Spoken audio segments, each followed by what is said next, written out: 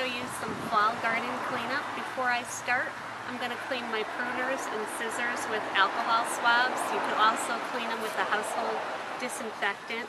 But basically what I do is before I get started, I just take the swab, clean my scissors, clean my pruners, and if I happen to be cleaning a plant that I noticed is diseased, for instance, if I were cutting down my roses and I noticed black spot on my roses, I would clean my pruners or scissors in between that too. Chances are I would use the pruners on the rose. Most people just use the pruners when they're cutting down. I like the scissors, the gardening scissors, because they're a lot more comfortable on my hands. When I get to the more, the woodier perennials that are thicker and harder to cut, I'll have to switch to the pruners, but I'm going to start with the scissors. Right here in the garden, you'll notice we've had about 3 or 4 frosts so far, maybe a few more. And as we have one frost after another, it starts to kill the foliage on the plants. This is a hosta here. So what we want to do is we want to go through and we want to cut this hosta right down to the ground. And all this foliage that I'm cutting off this hosta is great for the compost pile.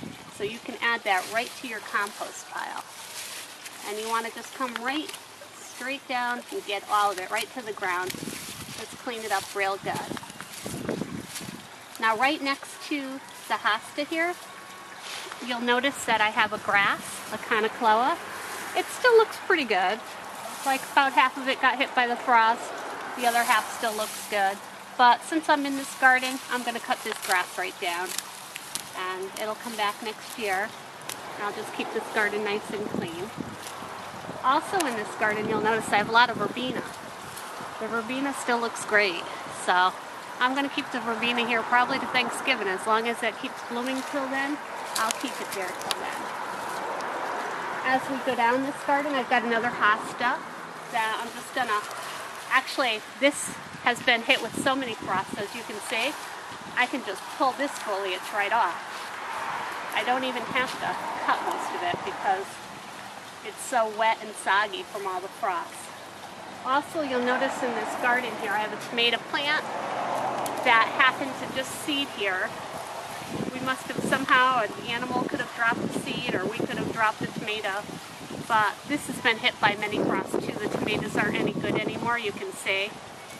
I'm just going to pull that right out of the garden. Just clean it right up.